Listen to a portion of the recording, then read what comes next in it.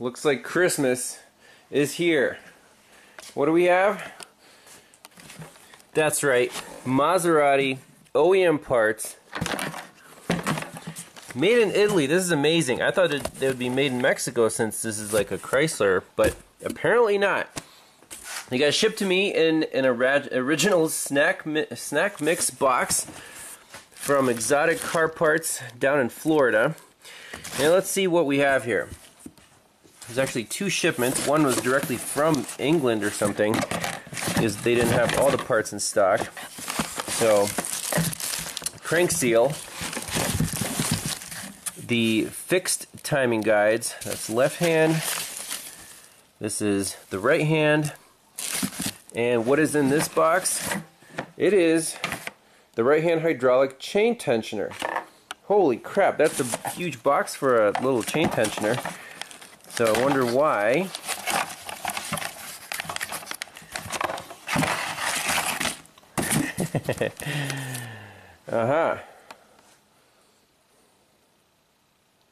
Wow. There's a little oil feed hole apparently.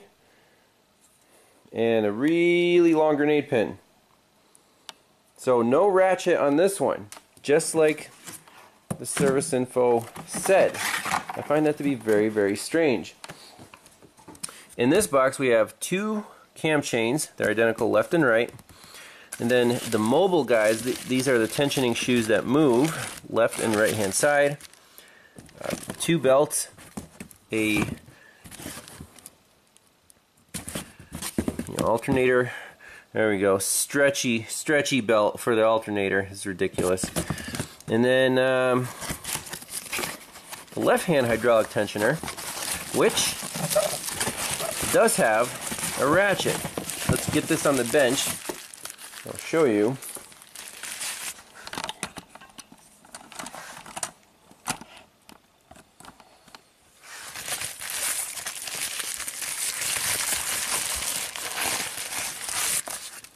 There you go. That's the left hand side.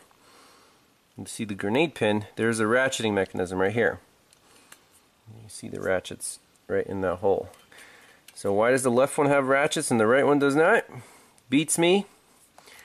Well, that's the way it is. So we're replacing everything under the hood, under this timing cover. And I'll tell you right now, this car is DIY nightmare. Everything is interrelated. All the hose clamps, except for like these two, are pressed together. You can't get the intercooler hoses off without like replacing clamps. Everything's one-time use. Everything's put together like permanently. This car is not supposed to come apart until it blows up, and then you're supposed to just go to the dealer and get a new one, right? Even this plastic, you would think, you know, I ended these two bolts, it would slip out of there. Nope, this is riveted, so this is in the way.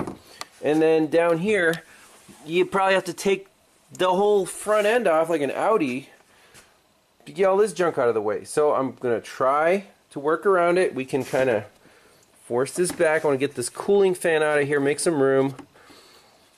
Again, there's hoses attached to the cooling fan shroud. That's a pain.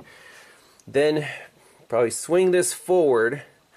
I just want some working room to get to the belts and the timing cover. Ridiculous. We'll take the throttle body off, make a little more room. Even the air boxes you can't just remove because they have these huge pipes going to the turbos.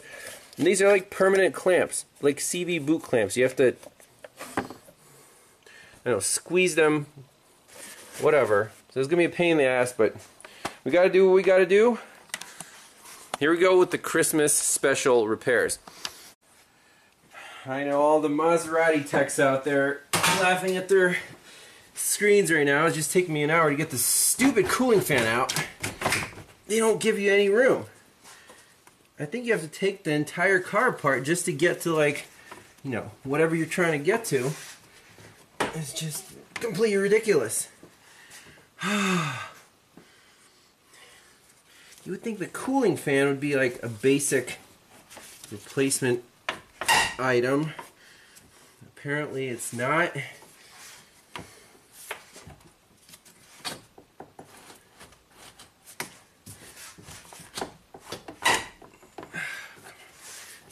plastic things in the way.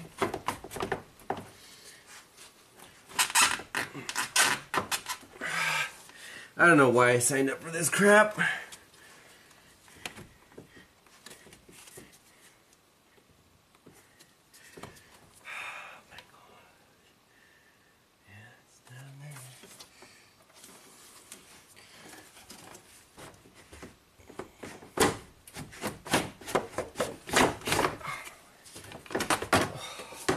Holy fan.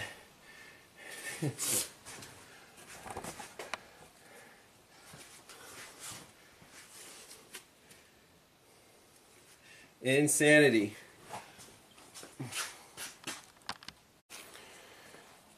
So we're learning new things every day, working on the Maserati.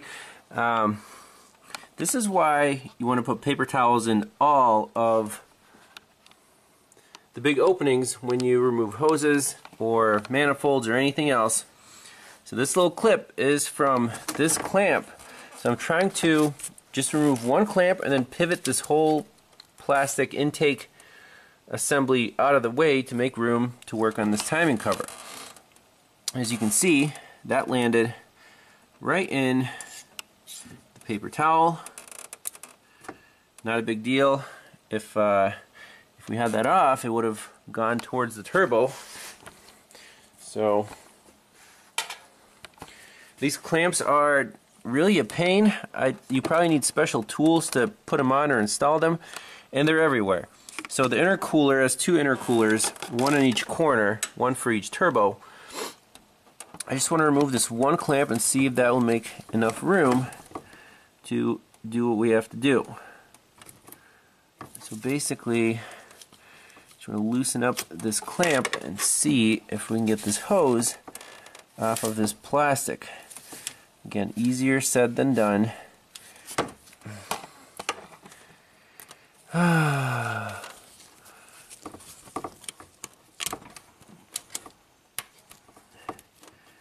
So it gives us a little bit of wiggle room. You can see why I'm not videotaping much of the process, because it kind of gets frustrating after a while. This is probably the least mechanic-friendly car I've ever touched, but we're still going to go through with the process.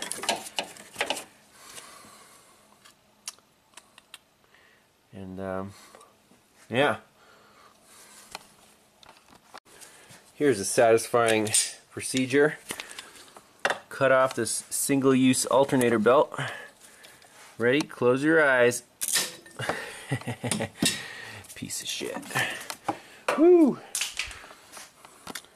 This one's also replacing everything, obviously, so don't need that one either. Why waste time with the tensioner?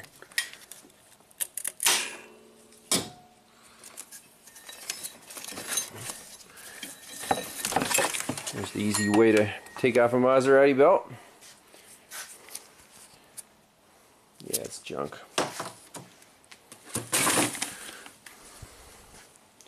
Stretchy belt. Make sure the part numbers are the same. Then we'll have to figure out how to put that back on. 2060.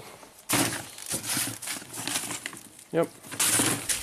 So don't throw away old parts unless you're 100% sure you have the correct OEM parts in stock. Now, there's the timing cover. So we got to remove all this junk that's in the way, obviously. Drain the coolant. Remove both valve covers. Intake manifold. You can see it's bolted to the timing cover in two places. I think we can just prop that up. So we're still going to have to take off all the intake manifold bolts, but lift it up a little bit. And I'm assuming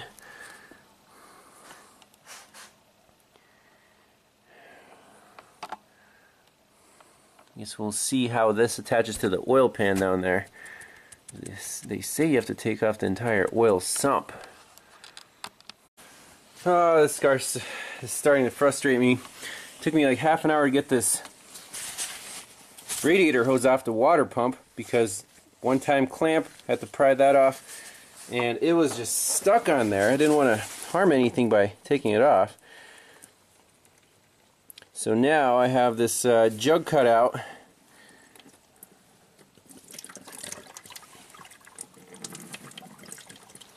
Make sure it's dumping into my pan right there, kind of like a gutter. It's ridiculous. I don't know if this is Dex Cool.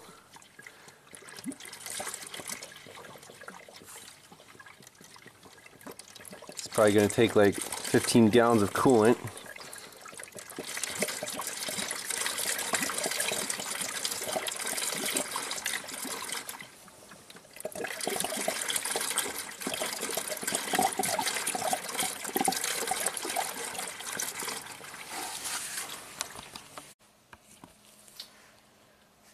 So this is why I've been saying this car, everything is in the way of everything. We're trying to remove the timing cover. There's one bolt on this bracket that holds the alternator and the power steering pump that's on this side. So we need to remove the bracket. To remove the bracket, you need to remove the alternator, which I already did, and the power steering pump. The power steering pump, the manual says you can swing out of the way, but to swing it out of the way, you need to remove this turbocharger pipe. To remove the turbocharger pipe, now that's a hose down here, so we have to disconnect it from the turbo. To get to those bolts, we need to remove the heat shield off of the exhaust manifold. I mean, truly, could they not? There's only one way this car can go back together. It's pretty crazy. And I guess to swing this out of the way, you got to unbolt the power steering reservoir, which looks doable. 1, 2, 3 fasteners. Once we get that mess out of the way, then we can undo this bracket. Then both valve covers need to come off, obviously. And then I think, pulled the harmonic balancer off. That wasn't too big of a deal. Now I think there's a diamond washer. This might be it right here. Let's see.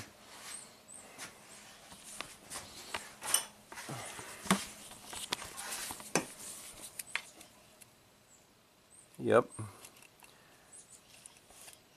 Okay, that comes off. And that's actually the seal for, for the oil seal there. So we'll leave that in there for now. On this side, everything's looking pretty good. We have access to all the bolts. So, you gotta remove, obviously, the valve cover. And also the intake manifold, because these two bolts come in from this side of the timing cover. So undo these two, undo all those, and lift it up a hair. Hopefully that'll give us enough room.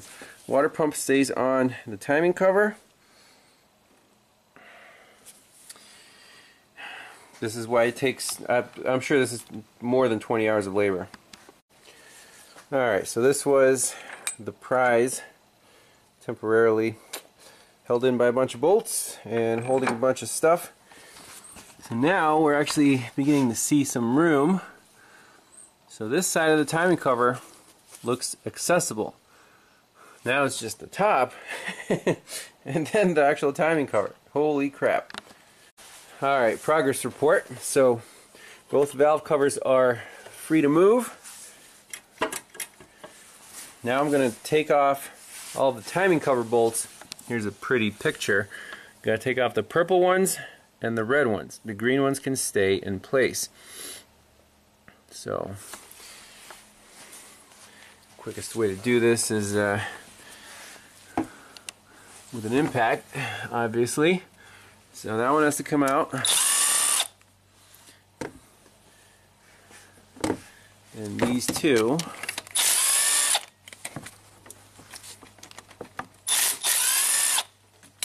And all the perimeter ones.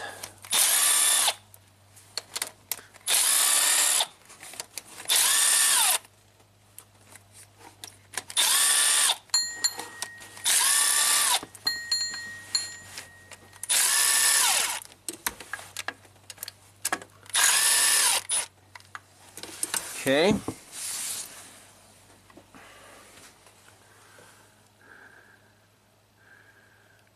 Now the 3 red ones, so I assume already took off this one that held the idler pulley, so just these 2 right here, 5 and a 6 millimeter. I don't know. I might have to quit working on cars after this thing. This is just driving me nuts. I took all the bolts out, the water pump, this thermostat housing, whatever. No more bolts in the timing cover, and I still can't get it off. I don't know if it's that glued on there or what's going on. The only convenient pry point is if you stick your pry bar right here, you can pry the cover against the head, and you can see this side is starting to separate, but something is holding it back. It should have popped off by now.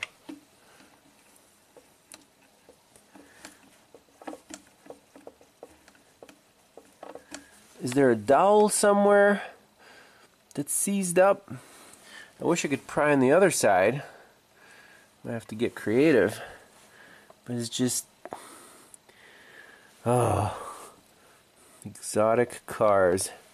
Probably be my first and last time I'm working on one of these. So I'm just gently prying against one of the phasers here.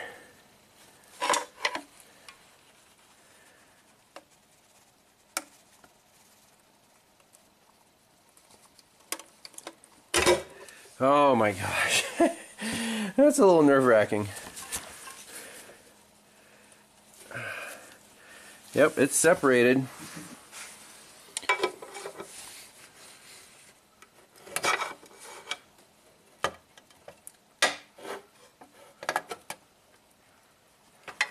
Alright, nice big gap in there.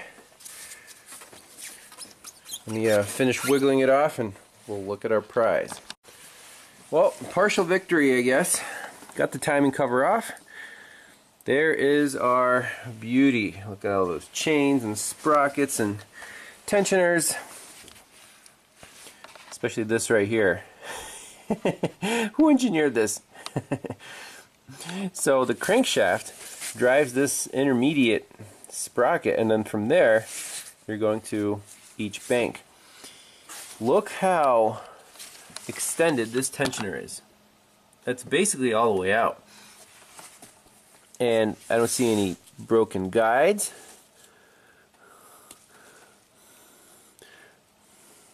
I don't see anything out of the ordinary, except for, I guess this chain's just really stretched. I mean,